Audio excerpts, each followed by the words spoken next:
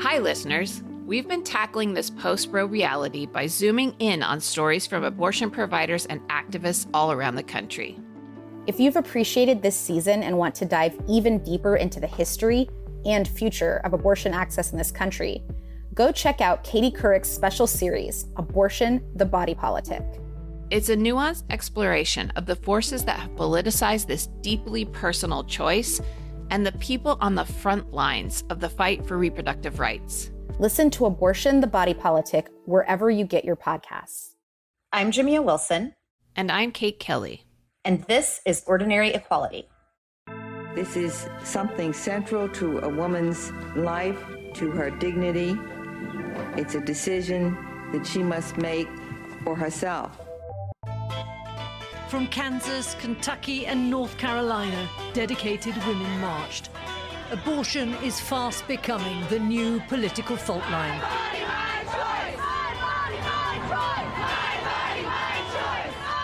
Alabama's governor has signed the nation's strictest abortion ban into law.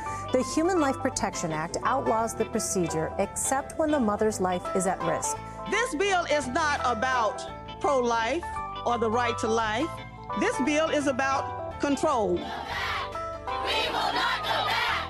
And we, the people of the United States of America, documented or undocumented, are having abortions, legal or not.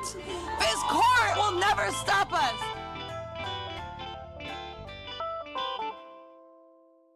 Kate, I have good news and bad news on the abortion front. Whew, let's hear it. Here's the good news. There's an overarching and powerful entity that could be one piece of solving the puzzle to provide abortion care to folks in areas with extremely repressive bans.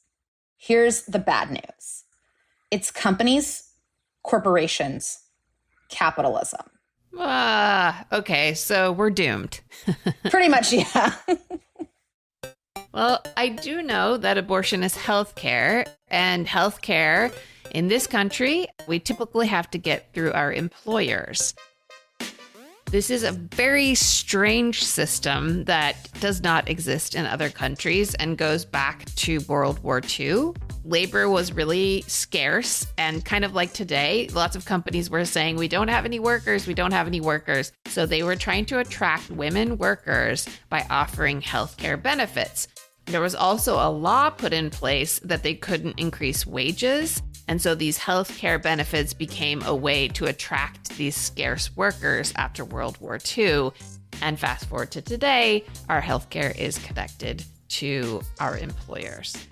Also, we have a very outsized and ominous influence of corporations in our society, including donations to politicians, big rolling initiatives that benefit their bottom line. And this all comes on the heels of a Supreme Court case in 2010 called Citizens United, in which the Supreme Court decided that corporations and other groups could spend unlimited money on elections. That means corporations today have a direct and outsized impact on who governs in this country. And that's where we are today, why companies who influence our elections are also responsible for our reproductive health care. Corporations are people in our country, but women aren't. So that's fun. Exactly. In light of Roe falling, a variety of big-name companies stepped up to say they will work to ensure abortion access for their employees in some capacity. And yes, there are definitely some companies that have done better than others on that front. But a whole lot of companies have been silent when it comes to abortion, at least publicly. That silence might actually be the strategy. Right after the Dobbs decision was leaked, this PR firm called Zeno Group advised its clients to stay totally silent on their stances around abortion rights. And Zeno said it was out of a caution for alienating stakeholders because abortion is a, quote, textbook 50-50 issue. And when I say clients, I mean big multinational corporations like Coca-Cola, Netflix, Starbucks, big names with a huge reach. Yeah, that sounds like the exact opposite of corporate responsibility, when corporations take ownership over the impact they have on society, the environment, and the economy. The question is, What's that impact going to be? Zeno decided that for its giant, all-powerful corporate clients, silence was the best reaction. When you think about the sheer numbers of employees in this country that would be people who would be able to be pregnant, it is outstanding because such a large part of the workforce would be influenced by this. And I see this as such a labor issue and such an issue that is related to economic justice. But luckily for all of us, there are people out there who are pushing companies to take a stance and support abortion access. And one of those people happens to be someone I know really well and adore. Her name is Susan McPherson. Her time working at an organization built on teaching others about corporate responsibility made her realize business can actually be a real game changer for progressive politics. It was the first time I saw business being a force for good. Because it wasn't just about writing checks, it was the transfer of knowledge. And I thought to myself, there's something here. Susan is now the founder and CEO of McPherson Strategies, a communications company that helps organizations develop and amplify social impact initiatives. Over the years, Susan has noticed that corporate responsibility has gone from a nice extra thing to an essential part of business strategy. If we look back at, 40, 50 years ago, it was very much two things. One, the vast majority of CEOs would use their power and privilege to be able to write checks to support causes that they cared about. Two, they would do the bare minimum to prevent any kind of regulation from the government in terms of carbon footprint, in terms of their supply chains, et cetera.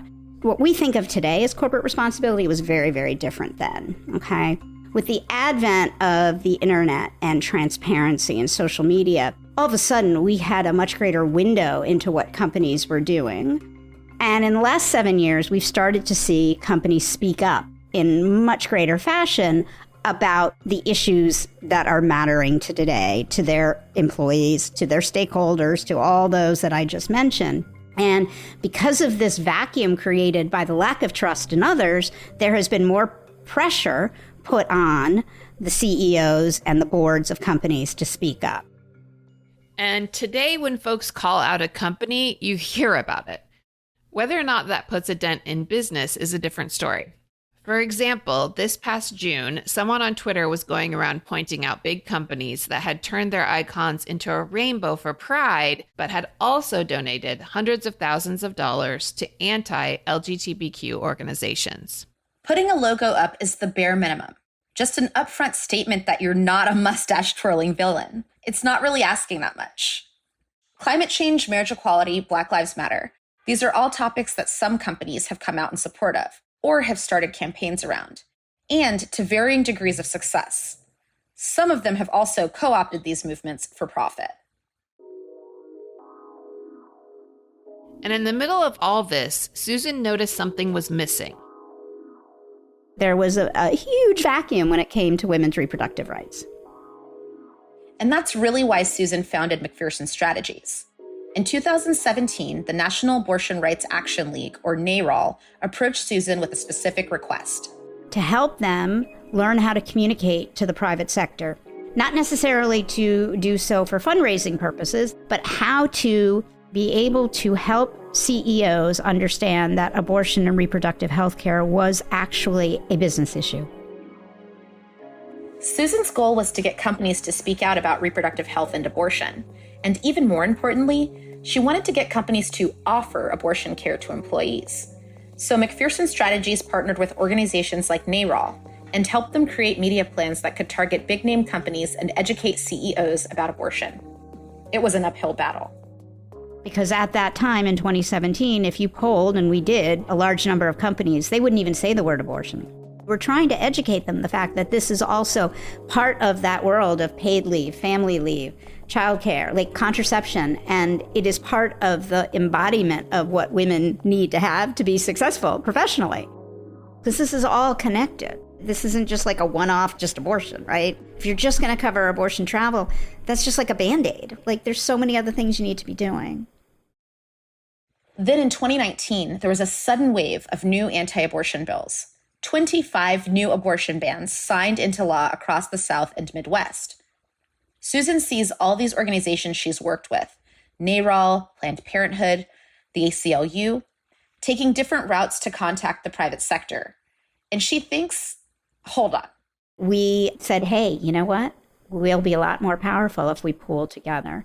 And that's how Don't Ban Equality was formed. Don't Ban Equality was an open letter. A full-page ad in the New York Times, which was signed by 180 CEOs in response to those 2019 abortion bans. It read, restricting access to comprehensive reproductive care, including abortion, threatens the health, independence, and economic stability of our employees and customers. Bottom line, being anti-abortion is bad for business. It became a coalition, spearheaded by the Center for Reproductive Rights, NARAL, Planned Parenthood, and the ACLU. When a company decides to join the Don't Ban Equality coalition, they're entering into sort of a community compact. When they sign, they don't just sign to say, we are going to cover travel. They acknowledge that they are going to do what they can to stop funding politicians. They also say they are going to do everything they can to fund their gig and contractors and part-time workers. And they also say they are going to redirect or assess their philanthropic giving. And to give you an example, it took Levi's a year to sign. So this isn't something that companies take lightly. It's not just, like, oh, we're just going to add our name. More CEOs and companies signed on over the next few years. Then in 2021, when Texas passed SB 8, the heartbeat bill, things really heated up. And then the gang, as I like to call them, got back together. After that, we got a number of Texas companies to step up. But then starting in January of 2022, we kind of moved the coalition, instead of being just, signing a letter, instead to be a resource for companies large and small across the U.S., as we knew we would be living in a post-Roe world. Today, the coalition includes more than 700 companies. To be clear, Susan recognizes that in the end, a signature can only mean so much. There's a vetting process for companies to really be added to the list, but these types of initiatives can only be enforced in a good faith way. When they sign on the dotted line on these types of pacts, it's not only because they care about people's reproductive lives and freedom, it's also because they care about their bottom line and they want to be seen as a responsible company, a progressive company, and that impacts their brand and that impacts how many people want to buy their products. At the end of the day, it comes down to if people who buy these products, who invest in these companies, are going to hold them accountable. Companies can get caught really fast in such a quick flow of information in our modern internet world. So from one day to the next, a company can get caught and get canceled. And so they are hyper aware of that feedback in real time. And I find that very powerful and very interesting. Yeah, and Susan told us about one big example of this. Match Group, which is the company behind Tinder and Hinge, signed on to Don't Ban Equality and then got caught donating to the Republican Attorneys General Association, otherwise known as RAGA. Ugh, RAGA. And you know who's a member? The Mississippi Attorney General who argued in favor of the state's abortion law in the Dobbs case. That guy. Lord have mercy. So this came out and Match actually ceased its donations to RAGA. Just to be clear, it also discontinued its donations to Democratic attorneys general as well. So public outcry can work. It's also important to note that employees can have an impact on what their employers support. There used to be a time when companies didn't pay attention to their employees. And thanks to the Great Resignation and what we've lived through the pandemic, companies can't ignore their employees anymore. And employees, when they learn that their companies are funding these, are going to be angry. And guess what? They're either going to leave or they're going to make a ruckus. It's all connected. You can't have the politicians out here and the funding employees here and the covering travel here. It's all one big, I'll say Yiddish, mishigash. In the grand scheme of things, yeah. It's hard to feel like those consequences, getting called out, are impactful or meaningful. and employees can take on considerable risk for speaking out. Susan knows this isn't a perfect solution, but she's still pushing companies to do more. And in the past few years, she's watched things change. I'm not taking a victory lap by any stretch of the imagination, but I do think in some ways we've come a long way. That this is now in the boardroom conversation. CEOs, chief sustainability officers are talking about this. Who is in the seat holding the power that makes the decisions about what the key social responsibility pacts and covenants and compacts are does matter. If your dignity and integrity and human rights are tied up in the decisions of the court and how they relate to how you build your family, who you build your family with, your actual existence as a full human being in this country, then you will be more moved on behalf of the other people within your organization to offer the full comprehensive suite of benefits for people in your community. There will be a direct sense of empathy and sympathy that will come by that in many cases. I can't say all, but that's just something that I've also been thinking about a lot when I think about places where I vote with my pocketbook. We'll be right back after this break. The corporate response to the attack on abortion rights and other forms of reproductive care matters a lot. But if you're wondering what you can do to help, we've got you. Because our sponsor, ActBlue, makes it easy to take action. ActBlue's online fundraising platform is seamless and secure, which is why they're trusted by millions of small-dollar donors who are powering the change they want to see. At wondermedianetwork.com/donate, you can give directly to reproductive justice groups and abortion funds in just a few clicks. So head to wondermedianetwork.com/donate to find reproductive justice groups that you can support today. That's wondermedianetwork.com/donate. wondermedianetwork.com/donate. So we've been talking a lot about companies coming forward as voices in the battle for abortion care and the importance of making that support known. But when it comes to actually covering abortions for employees, how does that work? What does it look like to make that decision? It can be a pretty radical act. But for one small business owner in Idaho, it just made sense.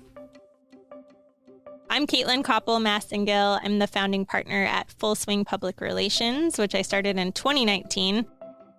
Caitlin's company is based in Idaho, where she grew up, which is not exactly her top choice location. For me, Idaho hasn't felt like home for a long time, but it's really sad that you can't be who you are where you are.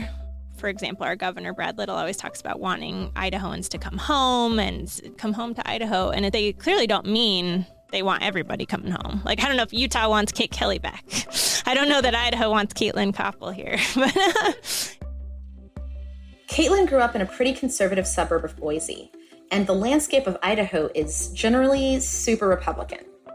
Caitlin's queer. She identifies as pretty liberal, and all of this, she's told us, has not made her Idaho's #1 fan. She's been in the minority politically all her life. Idaho is a trigger law state or restricting state. The Idaho legislature passed a law in 2020 making nearly all abortions a felony. Exceptions are allowed for rape and incest and to save the pregnant person's life.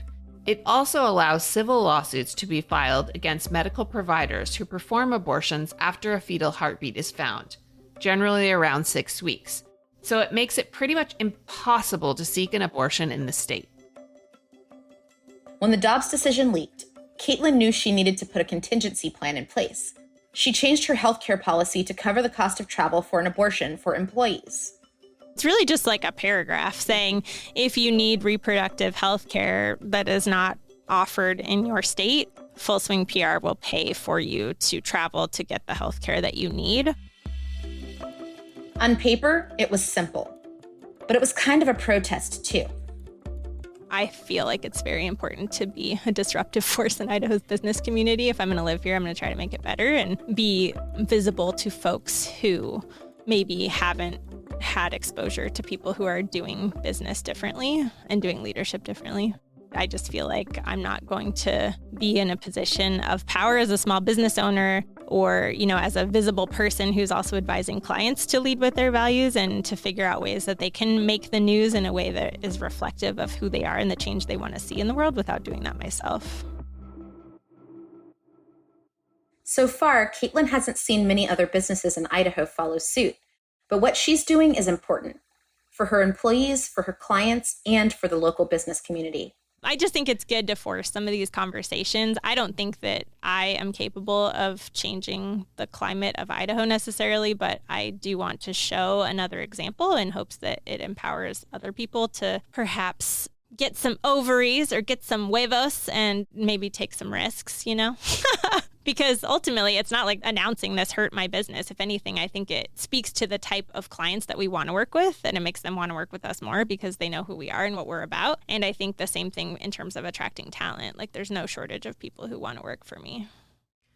There's a huge spectrum of what services companies can and do offer employees, and that depends on a lot of factors. Where's the company located? What procedures do abortion laws there allow patients to undergo? How do you pay for all these bills?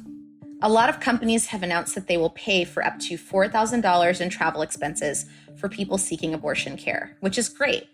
But a lot of the language around those travel expenses is confusing.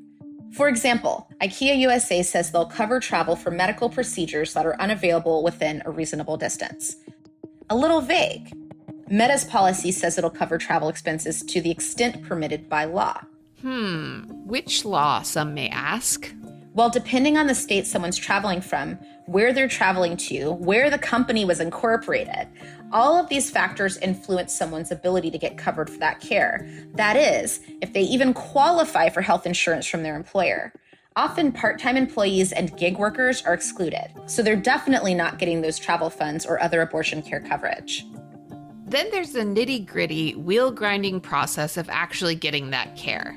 Let's say your company will cover the travel costs for an abortion, but because abortion isn't available in your state, you now have to disclose your personal information to your employer.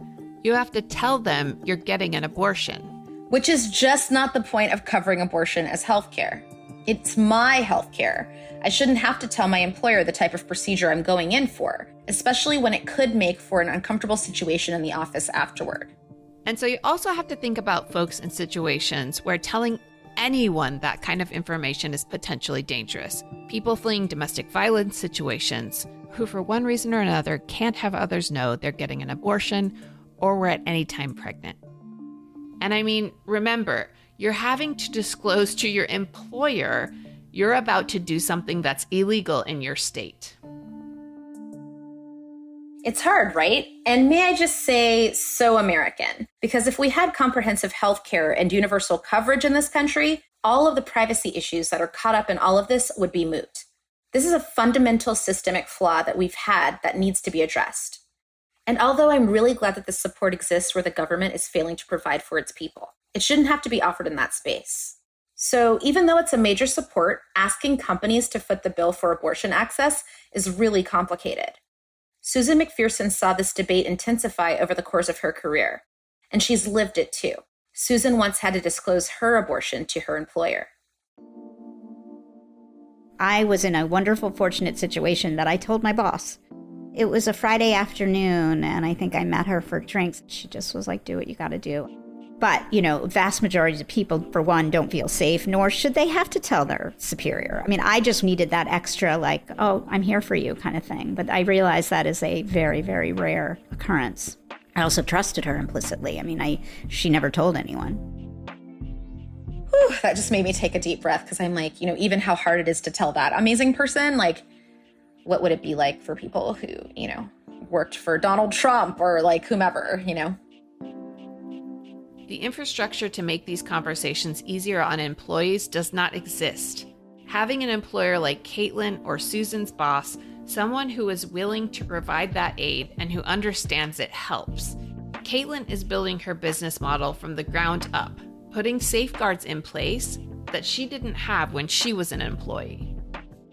I'm the parent of a 5-year-old, and my business partner in New York has a 3-year-old, and we have had paid parental leave as a policy from day one because we both had fairly shitty experiences with our own pregnancies while working. And I think we want to make sure that we don't replicate that for others. And so I think it's also the height of hypocrisy if your employer is silent or maybe anti-choice and then they also don't offer paid parental leave. Like, what the hell? It just feels like bodily autonomy is so basic. Like, why would it be any of my business as an employer whether someone chooses to become a parent or not, or, you know, whether they choose to transition or not? I just think all of those things are none of the government's damn business. It's not my job. It's not the business community's job to like try to do right by people that can get pregnant. Like, it's the freaking Constitution's job to protect this basic right that was established for 50 plus years. Like, that to me is the government's job. It's not my job. So, Kate, what's your big takeaway from this episode? We're doomed. No. My big takeaway for this episode is that abortion is a community responsibility.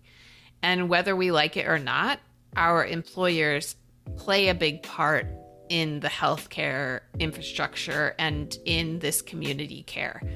So because our government doesn't provide it, and because our entire system is fundamentally broken, we have to rely on this community care in the interim until we can fix this. It's not a permanent solution. You know, we can't GoFundMe our way out of abortion. We can't have other outsiders pay for all abortions that will ever exist.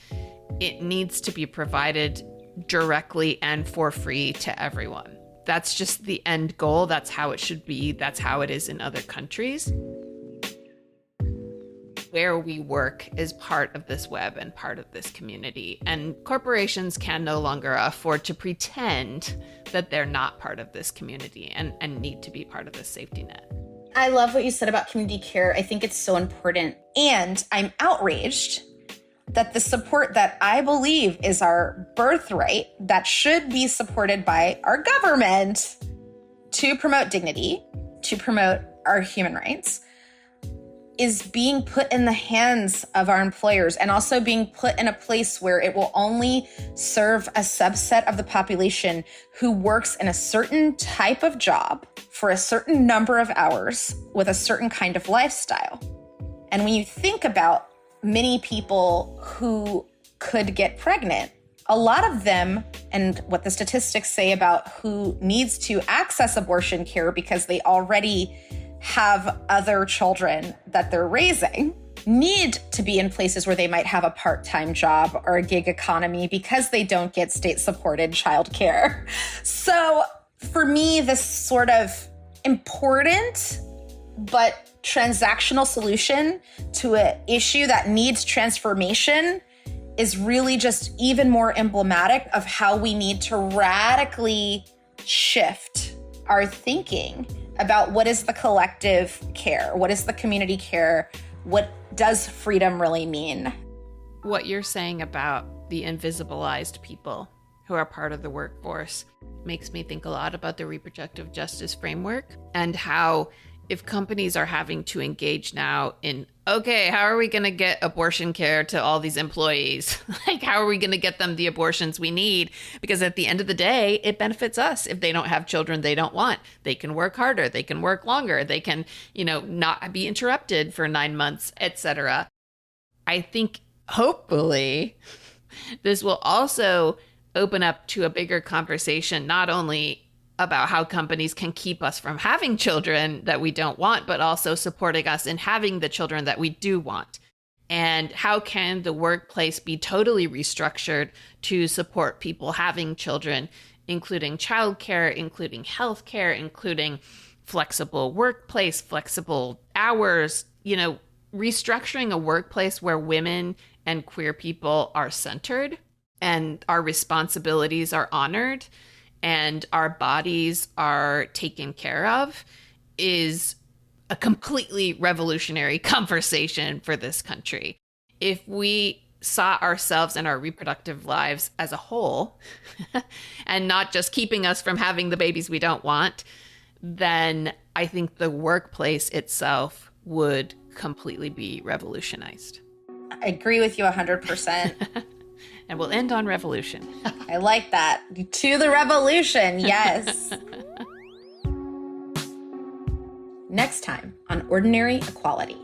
We're always playing defense. We need to get ahead of some of these decisions. It's time for us to start enacting laws that would protect some of these rights and not wait for the Supreme Court to overrule prior cases and put these rights at risk. Ordinary Equality is a Wonder Media Network production. This episode was produced by Carmen Borca Carrillo. Our editor is Lindsay Cradlewill. Our executive producer is Jenny Kaplan. Big thanks to our sponsor, Act Blue.